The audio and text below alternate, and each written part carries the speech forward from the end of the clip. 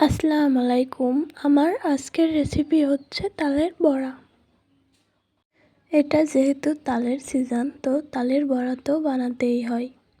এই তালের বড়াটা সবাই প্রায় পছন্দ করে। এই ভিডিও ফলো করে বাড়িতে তালের বড়া বানালে আপনারা পারফেক্টলি মুচমুচে তালের বড়া বানাতে পারবেন। তালের বড়া মুচমুচে বানানোর অনেক টিপস অ্যান্ড ট্রিক্স তো থাকছে এই ভিডিওতে। আর বেশি কথা না বাড়িয়ে চলুন চলে যাই রেসিপিতে।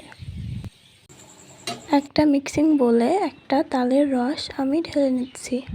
কালো তাল বা হেরে তাল বলে সেই তালের রস করে নিয়েছি আমি এখানে। একটা টিপস হচ্ছে তালের রস বার করার সময় কখনোই এর ভিতরে পানি মিক্স করবেন না। পানি মিক্স করলে তালের রসটা অনেক পাতলা হয়ে যায়, তাই পানি মিক্স করবেন না। এখানে আমি 300 গ্রাম মতো চিনি দিয়ে নিয়েছি এবং লবণ দিয়েছি স্বাদ মতো। এবার কালো জিরাটা একটু হাতে মশলা এর ভেতর দিয়ে দিচ্ছি, তাহলে ফ্লেভারটা ভালো আসবে। এবার তালের রসের সাথে চিনিটা ভালোভাবে মিক্স করে নিতে হবে। ভালোভাবে মিক্স করতে হবে যেন চিনি দানা দানা হয়ে না থাকে, চিনিটা সম্পূর্ণভাবে গলে যায়। আর তালের বড়া করার ক্ষেত্রে অবশ্যই কালো তাল বা হেরে তাল ইউজ করার চেষ্টা করবেন, লাল তালটা তেতো লাগে। এখানে আমি দিয়ে দিচ্ছি সুজি। সুজিটা দিলে তালের বড়ায় ক্র্যাক সৃষ্টি হয় এবং তালের বড়াটা অনেক মুচমুচে হয়। এবার দিয়ে দিচ্ছি চালের ময়দা। এখানে আমি চালের ময়দা এবং গমের ময়দা দুইটা ইউজ করেছি। 4 ভাগের 1 ভাগ দিয়ে দিয়েছি গমের ময়দা আর বাকি 3 ভাগ দিয়েছি চালের ময়দা। এবার ময়দার সঙ্গে তালের রসটা ভালোভাবে মিক্স করে নিচ্ছি। এখানে ময়দাটা একেবারে ইউজ করা যাবে না, অল্প অল্প করে ইউজ করতে হবে। আর অবশ্যই তালের মিশ্রণটার সঙ্গে ময়দাটা হাত দিয়েই মিক্স করার চেষ্টা করবেন। এখানে আমি আবারও ময়দা দিয়ে নিচ্ছি। ময়দা দিয়ে আবারও কিছুক্ষণ ভালো করে মিক্স করে নিব। ময়দাটা একবার ইউজ করলে কম বেশি হয়ে যেতে পারে, তাই আমি এখানে 2-3 স্টেপে ময়দাটা ইউজ করে নিয়েছি। আপনারাও সেম প্রসেসেই ময়দাটা ইউজ করতে পারেন। এখানে আমি আবারও সামান্য ময়দা দিয়ে সবগুলো উপকরণ খুব ভালোভাবে মিক্স করে নিচ্ছি। এখানে আমার ময়দার উপকরণটা মিক্স করা হয়ে গেছে। এর থেকে বেশি আর এটাকে শক্ত করা যাবে না। এর থেকে বেশি শক্ত করলে তালের বড়াটা ভেতরে কাদা কাদা হয়ে থাকবে আর তালের বড়াটা একেবারেই মুচমুচে হবে না। আমি যেভাবে করেছি সেমভাবেই করে নেওয়ার চেষ্টা করবেন। তো চলুন চলে যাই চুলায়।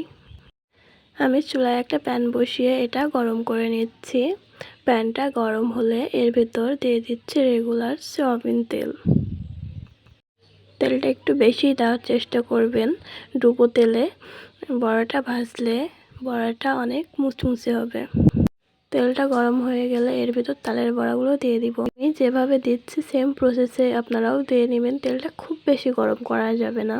বেশি গরম করলে তালের বড়াগুলো সব দেওয়ার আগেই এক সাইডে অনেক বেশি ভাজা হয়ে যাবে, তাই তালের বড়াটা যখন দিবেন তখন তেলটা সামান্য গরম থাকবে। এভাবেই আমি সবগুলো তালের বড়া প্যানে দিয়ে নিব। তেলটা একটু গরম, আরও বেশি গরম হওয়া শুরু করেছে, দেখতেই পাচ্ছেন। তো সবগুলো তালের বড়া আমি দিয়ে নিলাম। এবার কিছুক্ষণ ভাজা হলে এগুলো আস্তে আস্তে নেড়ে দেওয়ার চেষ্টা করব, যেহেতু ওপরটা একটু কাঁচা আছে, তো খুব সাবধানে নেড়ে দেওয়ার চেষ্টা করবেন, না হলে তালের বড়াগুলো আবার ভেঙে যাওয়ার সম্ভাবনা থাকে। এখানে আমি আস্তে আস্তে তালের বড়াগুলো নেড়ে নিচ্ছি। আর চুলার জাল অবশ্যই মিডিয়ামে রাখবেন। চুলার জাল বেশি করলে কিন্তু তালের বড়াগুলো মুচমুচে হবে না। আর ওই যে দেখতে পাচ্ছেন তালের বড়ায় কিন্তু ক্র্যাক সৃষ্টি হচ্ছে। এই ক্র্যাক সৃষ্টি হওয়ার কারণ সুজিটা দিয়েছিলাম, সেই কারণে। চুলার জাল মিডিয়ামে রেখে নেড়ে চেড়ে তালের বড়াটা ভেজে নিতে হবে। এখানে আস্তে সুস্তে নাড়তে হবে। তালের বড়াগুলো কিন্তু আস্তে আস্তে লাল হওয়া শুরু করেছে। এটা আরেকটু ব্রাউন হলেই আমরা এটাকে উঠাই নিব।